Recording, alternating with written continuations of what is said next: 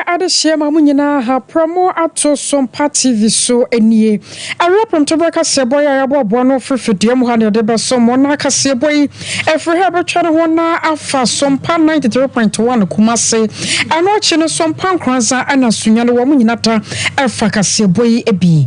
Afai information centers ahodo ya won matwa asante mantamu boro mantamu ana fai mantamu kaya ne nyina ta wo mo so afa kasebo yi adam nyina mo aseda mo ase anansa modo ya deba no ne edumakote no bi eni kanema panyiye rajon dramani Muhammad ya tudwa se wo man no baabi aga na kwakodro ne yehia se yebenya kandinia wode hyehye mapa ebegu akwamu na abo man no sanso en waya amamra ne amane ya yakase Professor Jenano Opokuajiman ya emira bi atwam webedadwa se wono na rajon dramani Muhammad abore di se franka tuni abedi echi no wo magina tum ewo NDC amanyokonim na Professor Jenano Opokuajiman ya tudwa se nyame ya dom na omutumi ade nkunima fempem yenu ne adwiri na abatoe mu a wabawasam no kwaredie ekoro ye ne ba koye ebetumi aye adwuma ewo magana emu ebiemu wasanso de ato electoral commission anim so wabasere pa se afia bato ye bato no adawuru mo wonhwe na kada chichie kwa so bia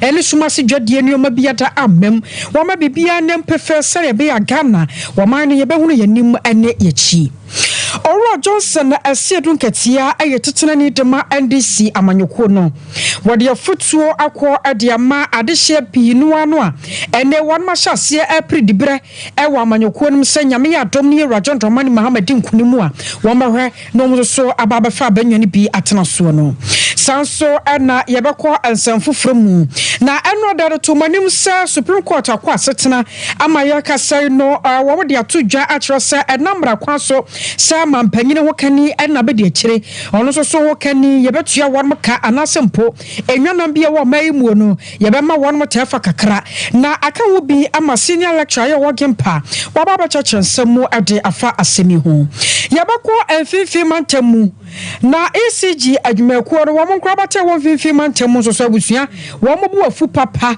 na de nsam na won mo eka ya tetesa asante mantamu so afo ye wasemon wasemensa wale nsamtrofo ahia de afa ECG ensansam ye ho yebekom na emu nkyeremu so ye de abesom wene nsema hodo a edika edetie na ene yasen konya de nyina baba som na bo tete abetwa so a na bo sia wada mabase yemfa seda amanyumakuo yi cloud internet wo mo na doma boa no maso yasene wo internet papa wono nche na wo se wo 21st clinic wo sciatica expert mizo and 5G drink yeda mo aseda mo ase 3 herbal center wo de 3 core capsules koko masete dro no ade aba ukona kotobia ebeboa wo afei atabeta clinic se yanka nche se wo so for alignment yade aba na ha wo fakodan we na wonto ase emfa ema alaria be yensam for panyi rasante ebo Benedict menso amatena se magyeatwa na mbakenkan sami ade ama wo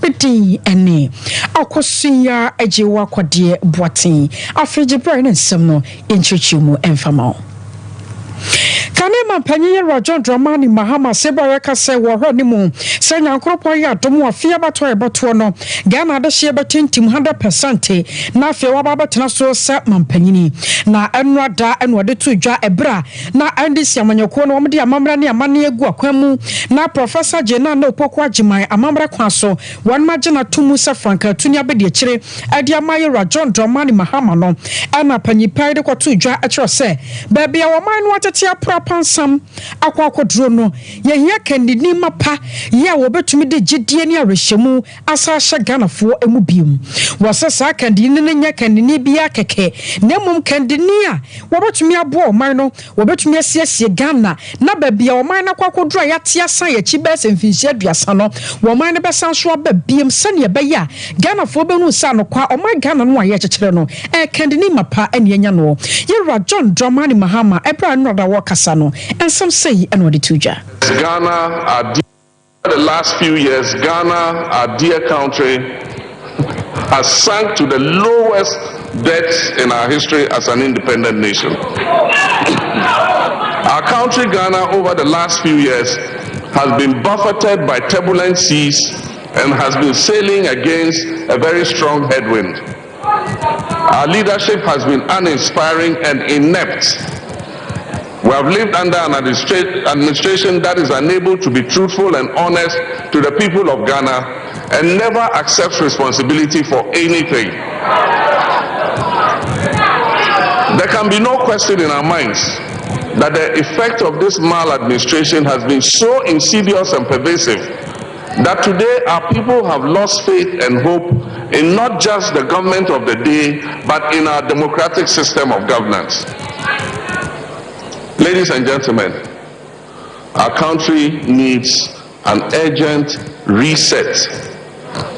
Our people need a leadership that is inspiring, one that will make our people believe and trust in our Ghana project once again.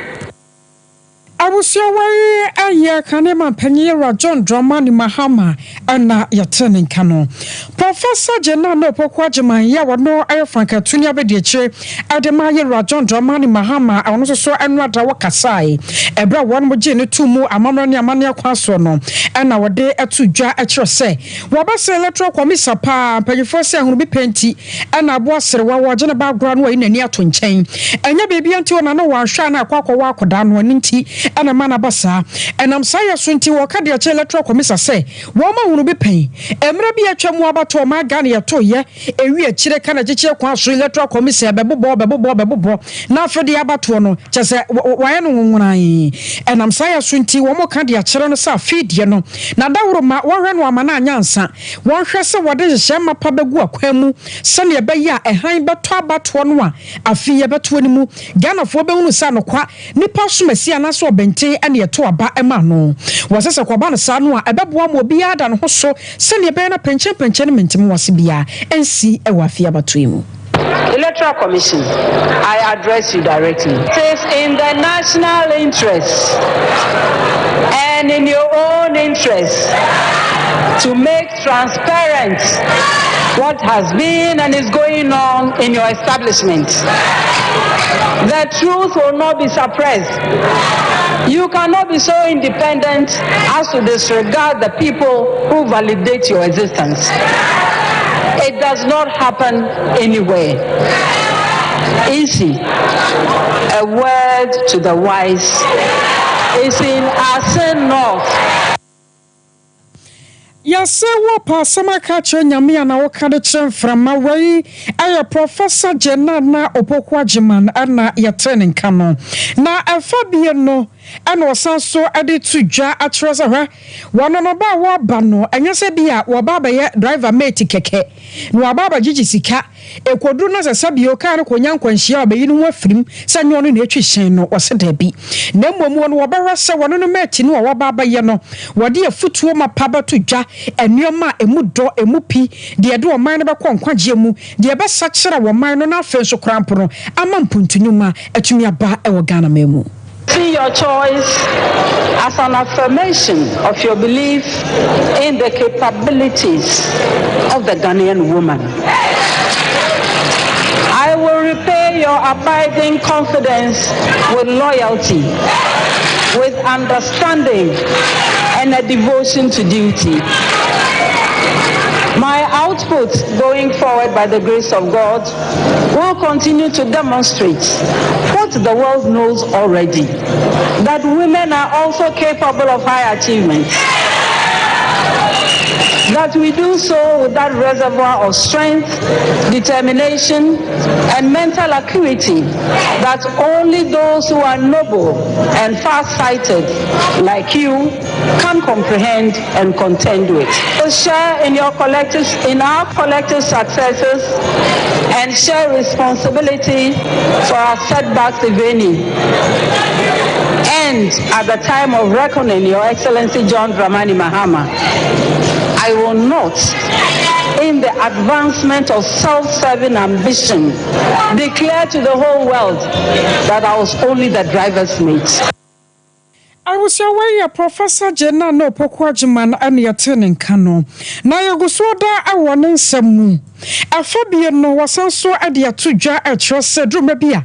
ayana ni papi no abu mabo mfia so oba de wo mere ewe kodada no a bibia to betwa entiketa hye ya dwirim no kora ne ye kora ne se ewo mbetena konya so akwakoye obanti anya de obetimi aka ho hwe wo ze hwetofia kwa wono na pen so de anya de besi kora na anyankropo ye adom na Ghana fort wabade ma ndisi amanyokuo no na ndisi ababie mu a wo se wo mbahwe se adehye bia wo madi Ghana sika wo nam kana kyekye kwa so wo mo ade adwuma hye wo nsa se wo nya wo manye wo mo ema wo contract ya wo magigi sika na so maye ye na kwadworo ne ani ha kwa so nyina no wo ba so man no ye de wo befa mara kwa so se ne be ye a wo kyena bi no Ghana no omanfo be hunu sa no kwa o man ya sa sode waka ye gina ye na so ye kwa yanim na asanso afa ne ntuma pa ade afrabio.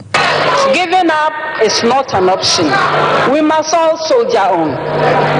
Across the political divide, across social and professional groupings, among the youth, you hear complaints and stories concerning state capture, where this government has chosen to use its power not in the broader interests of all Ghanaians, but to favor a small clique.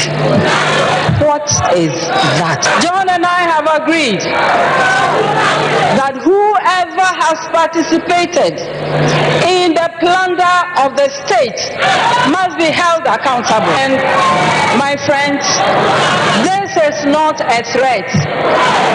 It is a promise. It is a promise which is premised on the wishes of our citizens across the political divide, and it is hinged on the principle of accountability.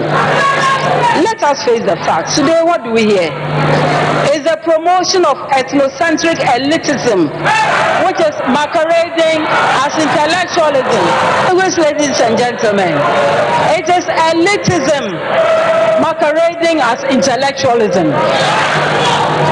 It is weakness strutting as courage, and crony capitalism masked as development in freedom. It is shameless hypocrisy pretending to be objective. These will never move our country forward. Rather, the most significant achievement of all these has been a country in near insolvency. Its natural resources such as water. I was away Professor Jenana Opokwa Jemana Yaten and Kano, where Franka Tunia de Cho de Mayra John Dramani Mahama. Na a 70 Yabakwa Mano so 9 senior lecturer de Ma Ya Wagimpa. Dr. Kwakwana ne Jinde Aqua Kodihu and Komo. Yagoswada Puso Mano si and Sabaka Doc Ewa Humano so na Yaneno Akasa.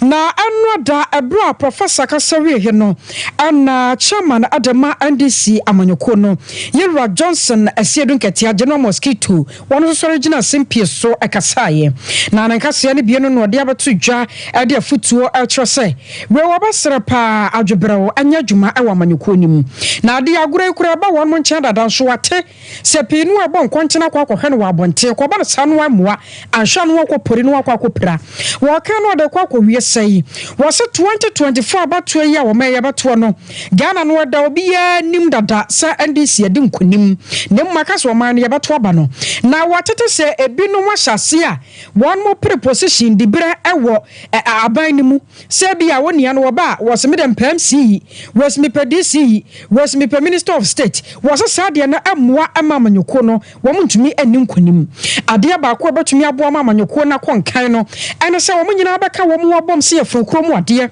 wo mbabo NDC amanyoko no wo mbabo taye enho da wuro ma Ghanafo atie na so pam sanu na betumi aboa pa na mom de omde bobo adum ni adan ne de akoba no sanu a no mo ni swade hunu no omo ya ayira no. Let me begin by saying that today marks a very important landmark, 24. Occasions like this, I don't intend to spoil the mood,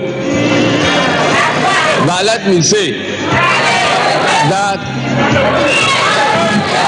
we are happy that the polls are projecting a massive victory for us, both for President Mahama and for a resounding majority in Parliament. I'd like to caution that polls results alone don't constitute victory for any political party. We must be aware that our opponents have a lot of money and they are going into the vote market with a lot of looted cash. One of the first major risks that we face is to pretend to compete with them in the game of vote buying. No matter what we do, we cannot mobilize enough resources to be able to compete with them in money politics. And indeed, they will be happy if we move the battle away from principles, from integrity, from honesty and truthfulness to the battle of who pays higher. So I like to caution all of us that don't let us abandon the tool we are more comfortable with and try to pick the tools that MPP is comfortable with. So let's remain a party of honesty, a party of truth, a party of integrity. And what you know, Anna, you're Johnson, a seven catia to a so chilemosa and Pipi Manocono. One more say, my boy more power fantasy casemo, Saquabia, Shomba Dunkunim, and T. Anderson. So I was almost a sort of waka, Nasi Casamuno, one much of her, some should be to me a broom. The second risk I want us to guard against is the risk of complacency. The polls figures tend to create a picture that we won. I like to caution everybody that we have not won yet. We are on the way to victory. But let's guard against complacency. Number 3, because we are already convinced that we are there, a lot of people have begun taking positions and fighting over who will be what. Indeed, some people are not only fighting about the positions they will occupy, they are telling all others that they will be the kingmakers and they will be making their appointment. If we are not careful, this will dampen the enthusiasm and the spirit of our followers. So I want to assure everybody that we are not there yet. Don't be fighting about positions. And don't be struggling about who will make appointments. Let us all go for the hunting first, and when we kill the game, we now argue about how to share the meat. Finally, a lot of us assume that we have won 2024 and that somehow we have succeeded in governing this country so well that Ghanaians will be willing to return us to power in 2028. So I can see orchestrations and movements towards positioning ourselves for what happens in 2028. I beg you, the name of our game now is Victory December 2024. Let us seek ye first. I was your way, Yera Johnson, a Sierra Catiano, no way to Tanani, Adema NDC, Amanyukuno. Now, Church of Panya Dema NDC, Aya, or 50 quarti, and no one so I can say. Nankasi any more no and what to ja at your say. What shall Professor Jenano Pokwajiman, Mamma no quarry, and I fed Nakuko draw cranwa or being canchero, say a Juman over to me a yepa. Was a mamma baby a daddy prefer, Sanya Cropo boy adom Ghana for nya NDC amanyoko mu gidie na won mato aba no de ama won 2024 year NDC besa hwode biem gidie beba o mayimu enwuma bebu sansa maame no ankasa ba wo ba no waboa no ho pa ye wo bewa se eman kanka enuoma nyina betumi akoye de ama na fe maburu so atumi anya baabi asie wose wotie professor Jena no pokwa agima ne nkase mu afa ne ketasehye pro ye dwurim ne kankan no a na kyese anokwa wo ba enya de afa no wo ba bewa se we ye mebusuani we ye me maame anase papa nti wakwa Ghana sika yanya hwe han ne yehware no ofa sika ni wose da bida wo ba de obetum bia se ne beya wo man no adehye pinu o mo sai Ghana no wo behwe na safo no emra ene won madi of blessed memory took it when he became the vice president of our country. The place where John Dramani Mahama took that office when he became the vice president of this country. In fact, I actually would say, and to a lesser extent, the place that former vice president Aliyu Mahama took that office. That office today has been degraded, has become the epitome of disgrace. And you in Nanaji would believe will help restore that office to the place of honor. That your heart is in the right place. Your heart is in the right place to help the flag bearer of our party, to help to restore hope again to this country. A place where we do not expect that as vice president you are going to know everything, but at least you will have the honor not to lie to the people of Ghana. When, for example, we are in what you call energy crisis, and you preside over a country and economic system that lies to the country that there's no problem. Where there is suffering and you lie to the people of Ghana, there's no suffering, everything is fine. It's just Russia and Ukraine. We believe that you will help restore this office to the place it ought to be. Again, we wish you well. The people of Ghana look to you in supporting President Mahama. The children of Ghana, the women of Ghana, the totality of Ghana want to see that beautiful office restored to the place it ought to be. No, you will. And we trust. I was so worried at your for Panya de Ma and this Yamanyoko, or 50 quarter near turning cannon and watching no. And Ora Elvis, a free anchor and canny. Now I am director of elections, the Ma and this Yamanyoko, one of so moon. At Joseph, Yera John Dramani Mahama, Dutch, and as a Debia Woko Jomua, Oberman ne pa, Sunset, Nenisho Nioma Efe, Nenisho Nioma no Akokodro, wom, GT wom, Arishemu, a wom. Nenano, yourself, Professor Jenano Poquajamana, Waboniti. Sir Frank Atunia be die chire no wo se bibia de professor maame no anokwa obetumi aboa o man no wo de Ghana be fra dumu akwa dumu ehye nyina be koyi amoman no ama NDC kurampo no endaso atumi abambio. In our constitution, accountability and I say even NDC plan, your slogan and I say a foundation, the accountability and transparency. It is our cry, they are a part of your culture. And number one. Number two, corruption discussion. Propaganda. They might come there be said there is no way your NGC, NPP, issues about corruption. You can't even begin to compare. Now within the period of the NDC, and Yama ECC focus on corruption. Okay, you 7 and 8 being bars branding and name. But in each of these cases, access of President take here against sometimes one appointee. But then something about something close to publications there, and Gaso of Kakaso, Amohamasho. Let's do a public inquiry.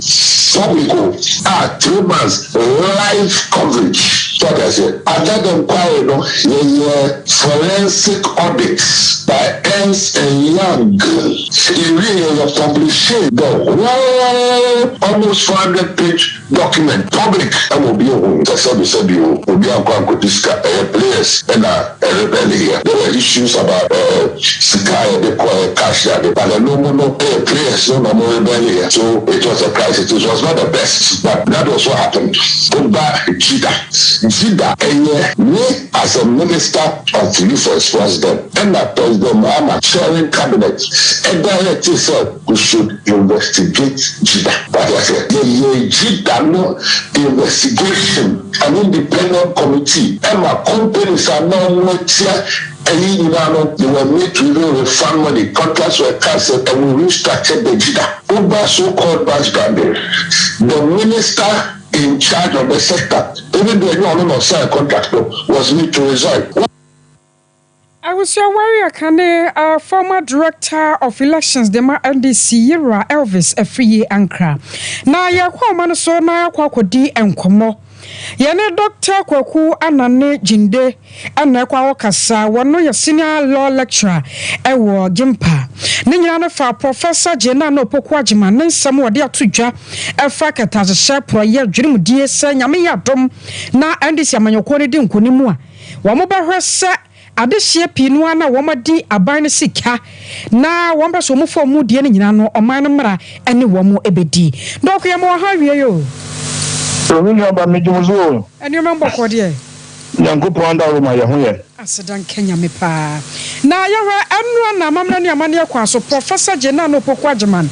NDC amanyoko no ye ka ne se wo mo pa ne ho ntoma gi ne tumu ankasa ankasa.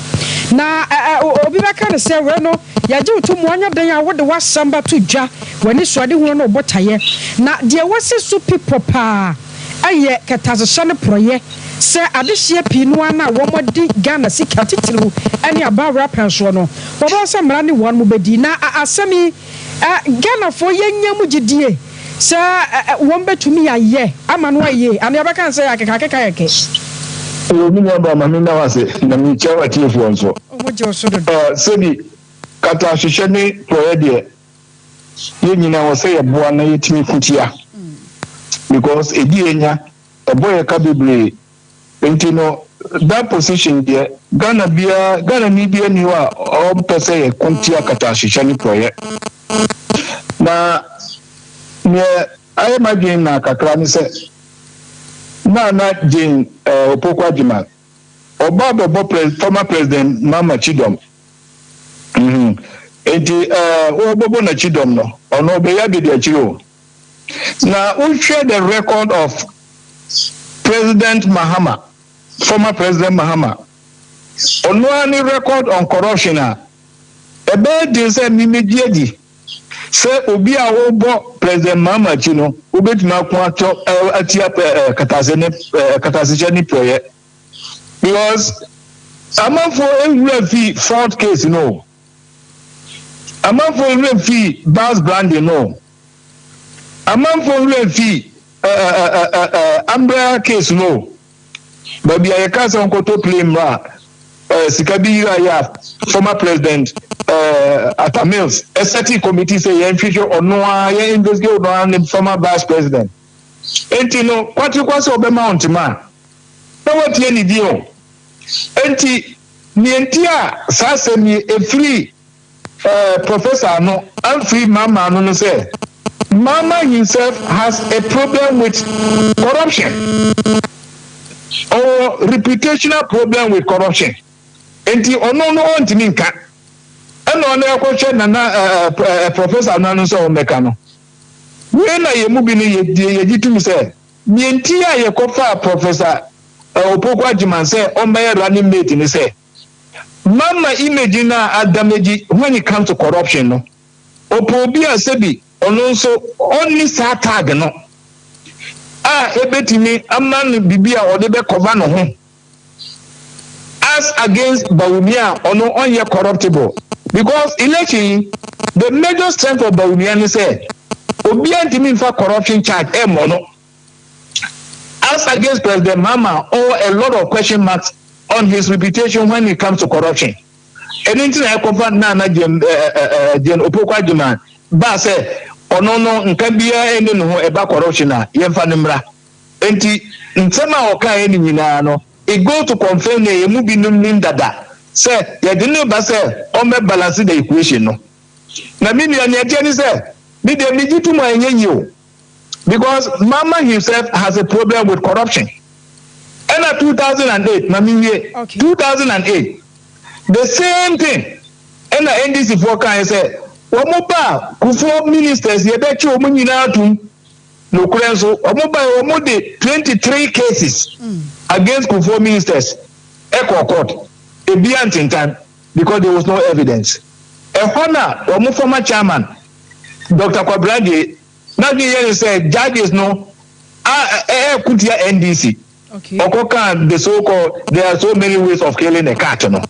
Entino prosecution there, corruption there, ye person fight you. Now bet not fight corruption na enye ya no keke. Institution to me fight corruption like Yoko.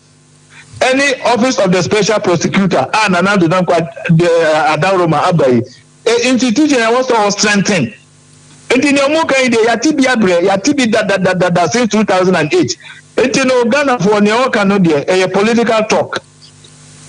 Judging from their own record. Yo, na adok when say yo, ayataka sembi ya se waba wo mu a eye.